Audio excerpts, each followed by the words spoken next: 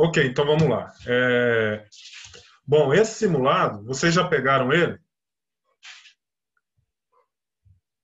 Sim, já. Beleza.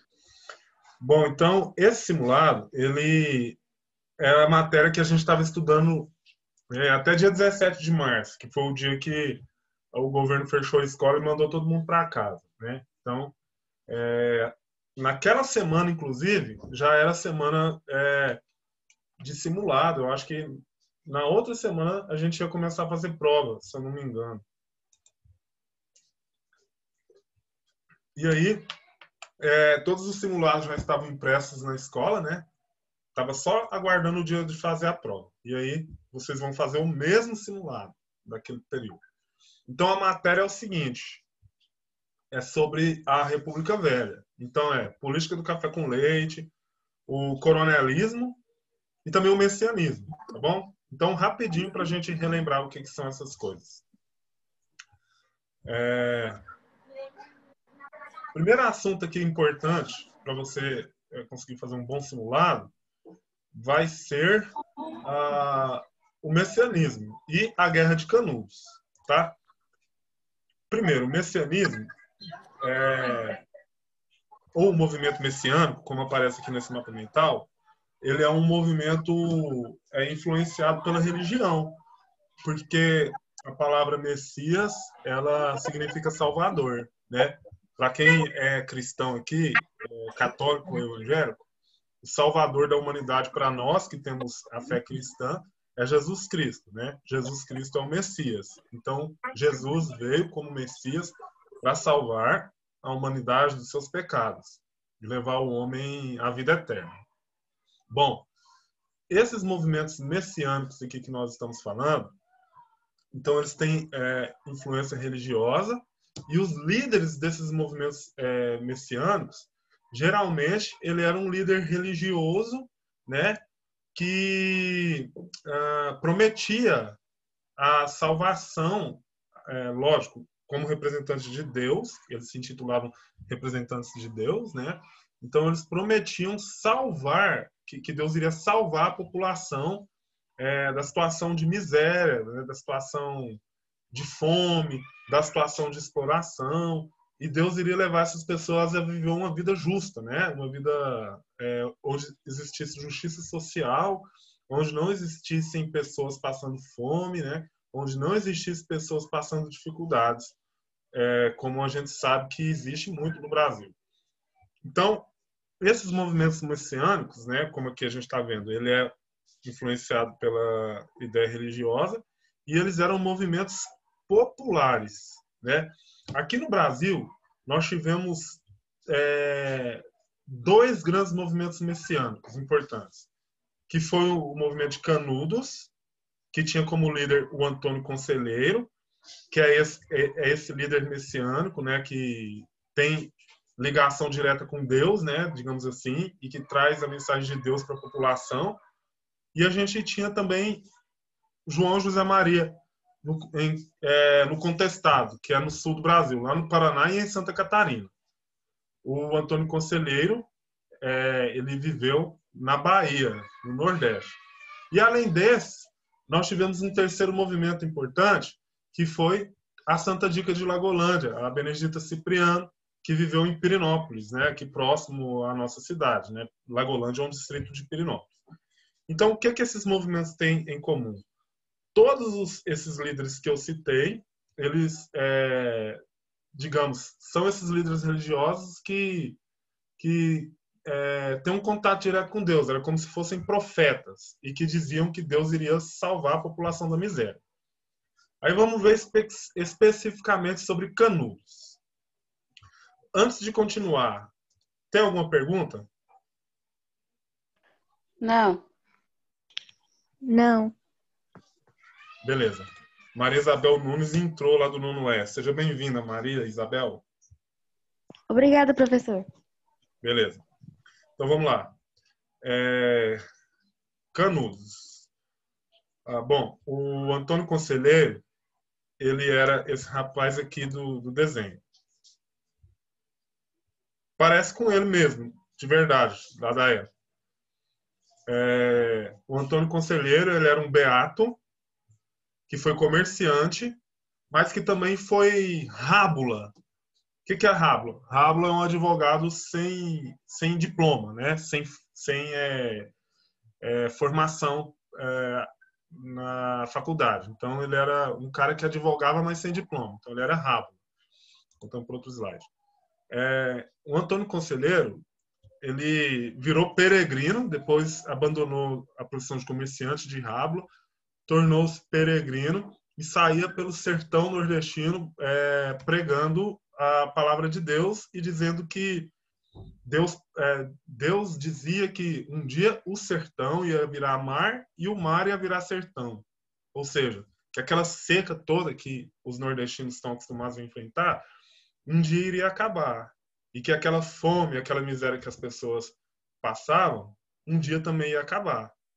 E ele falava isso num contexto que era da seguinte forma. Em 1870 tinha tido uma seca que matou 500 mil pessoas. A gente falou sobre isso antes da pandemia. Lá existiam coronéis que detinham as melhores terras. Os camponeses eram super explorados por esses coronéis. Existia um grande número de pessoas que não tinha terra nenhuma. Por existir muita seca, as pessoas morriam de fome, porque não tinha como plantar, porque se plantava, mas não tinha água para regar a planta, então a planta morria. E o gado, em consequência, também morria de fome, né, porque não tinha pasto. E, além disso, eles pagavam impostos para o governo, só que o governo não chegava lá. Né? O dinheiro dos impostos deles, que eles pagavam, não era revertido em benefício para a população. Então, é nesse contexto que o Antônio Conselheiro começa a prometer isso, prometer que Deus vai resolver o problema dessas pessoas. E aí as pessoas começaram a seguir o Antônio Conselheiro, né? E chegou um ponto que o Antônio Conselheiro, depois de várias peregrinações, ele para nessa região aqui da Bahia, no norte da Bahia, né? Aqui nesse mapa que vocês estão vendo, próximo a Monte Santo. Por aqui passava um rio passa um rio chamado Vaza Barris. E ali nessa região do Belo Monte, o que aqui está como Monte Santo, uma cidade hoje de lá, o Antônio Conselheiro falou: é aqui que nós vamos estabelecer a nossa monarquia celestial, porque ele era contra a república. É aqui que a gente vai construir a nossa cidade, é aqui que Deus vai estabelecer o seu reino aqui na Terra. Então, nessa região começa a cidade de Canudos, que é essa imagem aqui de baixo, representa a cidade na época mesmo. Como não tinha muita fotografia na época, alguém desenhou a cidade, que é essa aqui. No auge da existência de Canudos, existiram 30 mil habitantes nesse local, certo? E aí, nessa cidade, não se pagava impostos. Dois, não precisava de polícia porque não tinha crime, as pessoas se respeitavam. 3, toda a produção, tudo que era produzido ali era distribuído, repartido por igual, certo? E aí as pessoas começaram a ir para Canudos. É claro, você está lá vivendo na fome, na miséria, sendo explorado. Paga imposto e o governo não te ajuda, não traz benefício. É claro que você vai largar tudo e vai lá seguir o Antônio Conselheiro, sem falar que o Antônio Conselheiro se dizia o representante de Deus na Terra. Então essas pessoas foram para lá e essa região cresceu. Aí o que acontece? A igreja ficou preocupada. Nossa, esse cara fica falando esse tanto de coisa, ele é um charlatão, está inventando falsas doutrinas. Precisamos calar o Antônio Conselheiro. O governo ficou preocupado porque falou, já pensou se essa ideia de Canudos se esparramar pelo Brasil todo e ninguém mais querer pagar impostos, a gente precisa parar o conselheiro. E os fazendeiros também pensaram, cara, já pensou se todo mundo for para Canudos?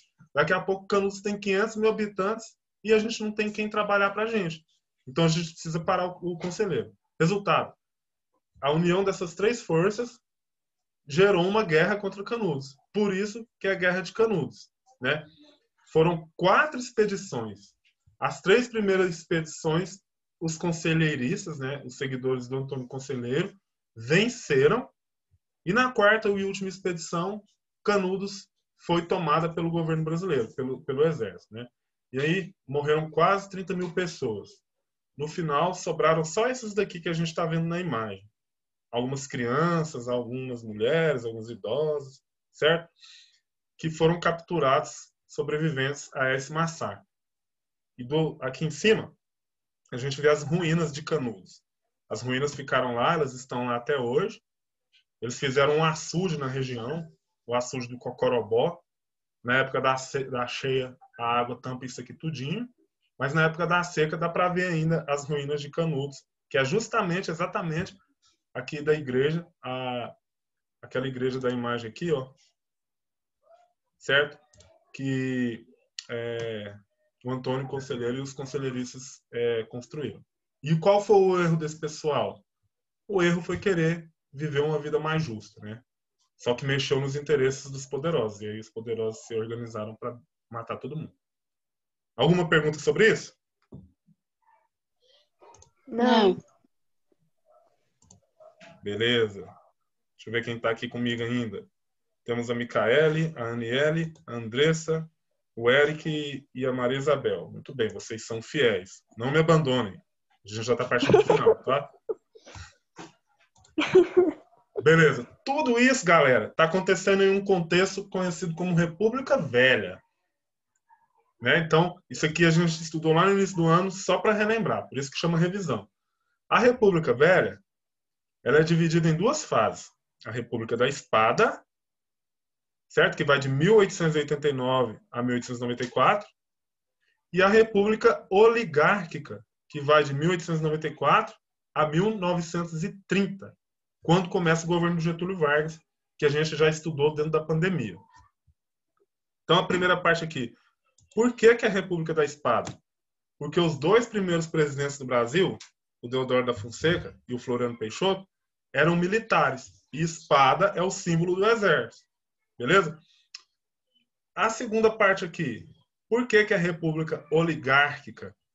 Porque quem governou o Brasil eram os grandes fazendeiros de café e de leite. Os fazendeiros do café de Minas Gerais, de São Paulo, e os de leite de Minas Gerais.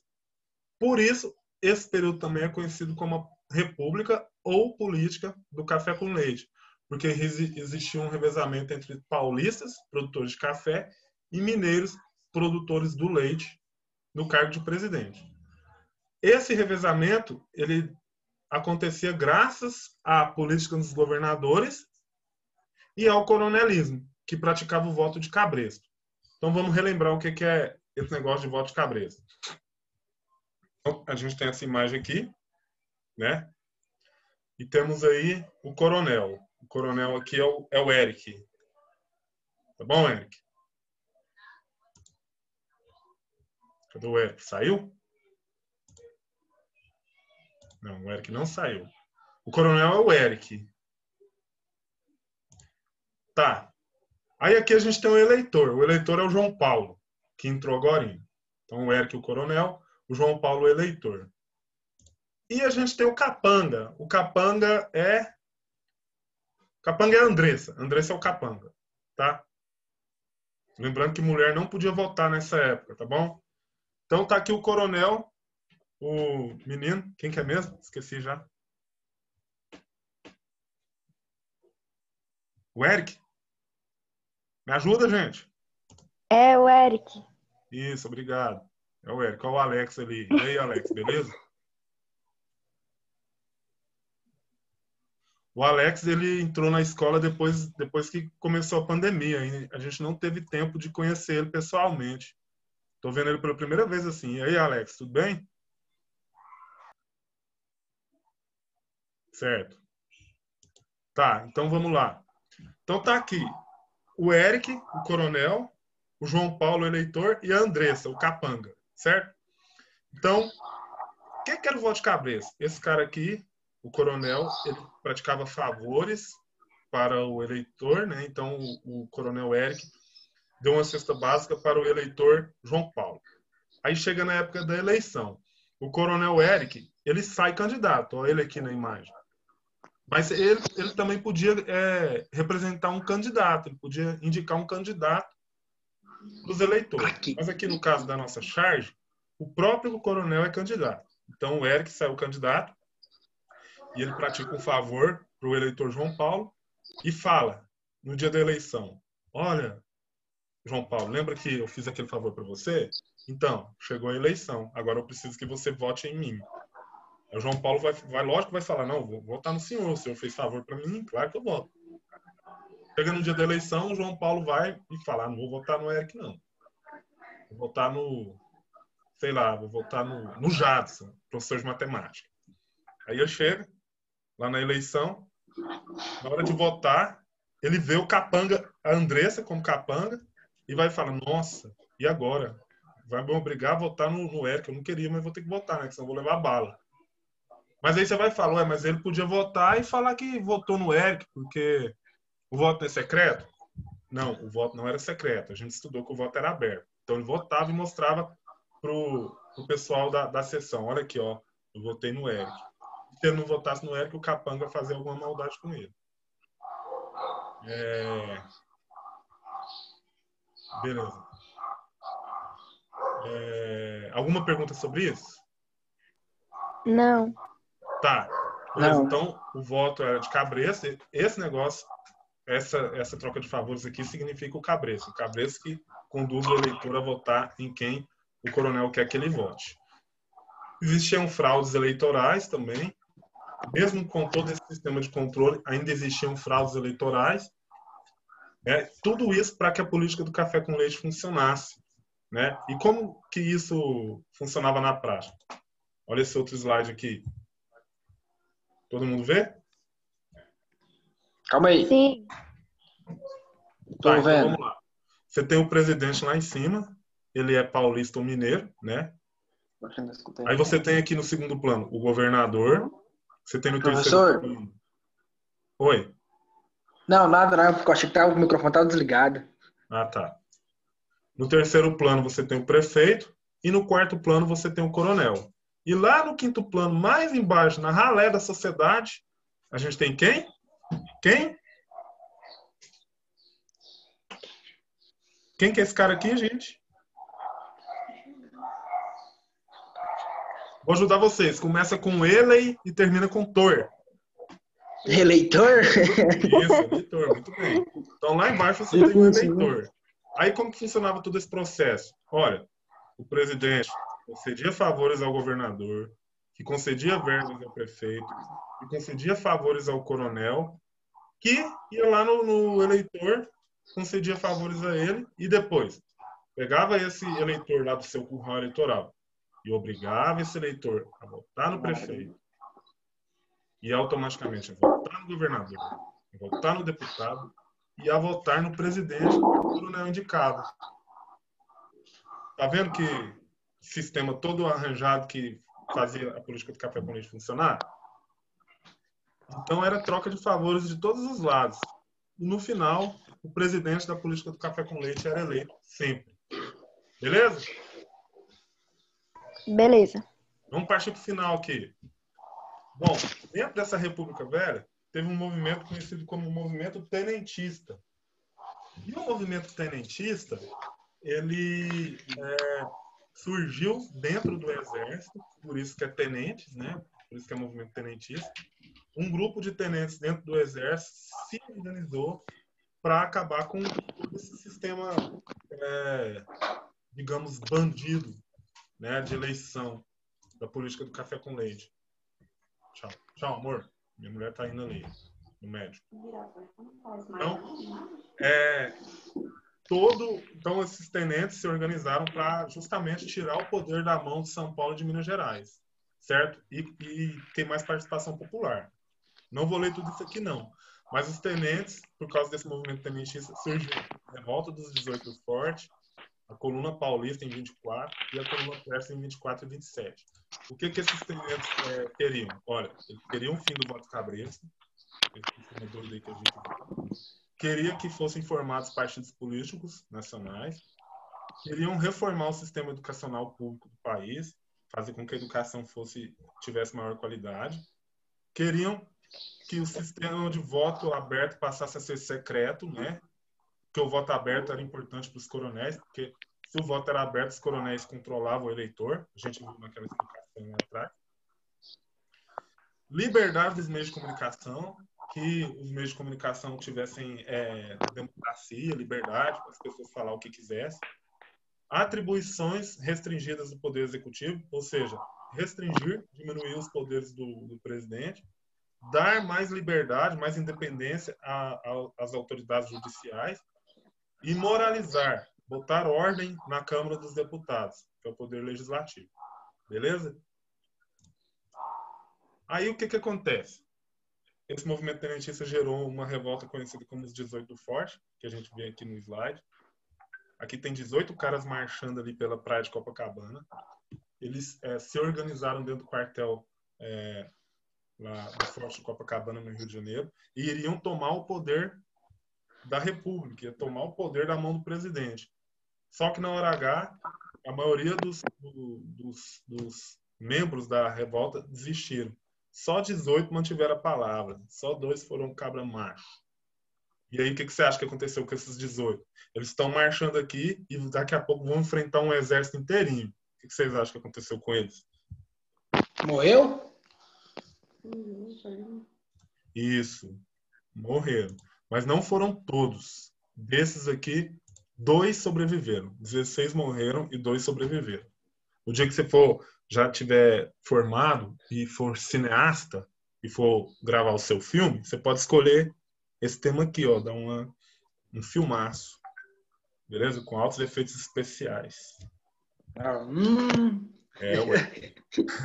O outro, que foi muito importante também, foi a Coluna Prestes. Ela chama Coluna Prestes, primeiro por quê? Porque eles marchavam em coluna pelas ruas, né? Uma coluna. Você que já foi do Bombeiro Mirim, ou então dos escoteiros, deve saber o que é isso. É uma fila só indiana e a galera marchando. E chama Prestes porque o líder dela chamava-se Luiz Carlos Prestes. Essa coluna ela foi criada em 1924 e dissolvida em 1927. Ela marchou 25 mil quilômetros pelo Brasil, como a gente vê aqui no mapa, a rota por onde ela passou. Inclusive passou em Anápolis, em 1926, e enfrentou o exército da Santa Dica, bem aqui. Certo? E o que ela fazia? Em cada cidade que ela passava, ela convidava a população a aderir ao movimento e fazer um Brasil melhor. Um Brasil sem coronel, um Brasil sem político de café com leite, um Brasil mais justo. Era isso que essas pessoas faziam. Ao final de 3 anos, quando eles chegaram ali na fronteira do Mato Grosso, a coluna se dissolveu e todo mundo e a maioria fugiu para Bolívia. Beleza? Uhum. Certo, então, isso aqui é a matéria do simulado, né? Se você tiver alguma dúvida, você pode me chamar. Vocês já pegaram o simulado, eu acho que está facinho. Mas qualquer dúvida, você pode me chamar que eu vou te ajudar lá pelo WhatsApp, tá bom? Agora, bora tirar uma foto para a gente mandar no grupo agorinha. Se você quiser abrir sua câmera para aparecer bonitinho na foto, se não, tira aqui desse jeito mesmo. Isso aí. Mais alguém vai abrir? João Paulo, não tô vendo seu rosto, não. Tô vendo só sua mão, irmão. Olha, João Paulo, ó, você já tinha conhecido o Alex, que é um cara que veio para sua sala? Liga seu microfone tá desligado. Não tá funcionando. O microfone dele tá com defeito. Beleza, então vou tirar a foto aqui. Professor. Oi. Tem um treino simulado aqui, estou perguntando para perguntar se é do senhor. A questão 1, atualmente, quais são as explicações para o surgimento da vida do planeta Terra? É história do senhor? Não, é história não. Tá. Deve ser geografia, não? É ok, então? Certo. Ó a Aniele ali. Ei! Cadê a Franciane? Aqui, ó. A Aniele também é da sua sala, Alex. Tá bom, véi. Olha lá. Sempre rola treta entre essas duas. Seja na aula do nono E ou na aula do sétimo C. Olha lá, Fran. Então tá bom, gente. Eu vou tirar a fotinha aqui, tá? Pode sorrir aí. Da natureza. Beleza. Então, galera, tchau. Grande abraço pra vocês. Ai, meu Deus, Qualquer coisa, pessoal. me chama, tá? Saudade de vocês. Tá. gente. Que isso? Tchau.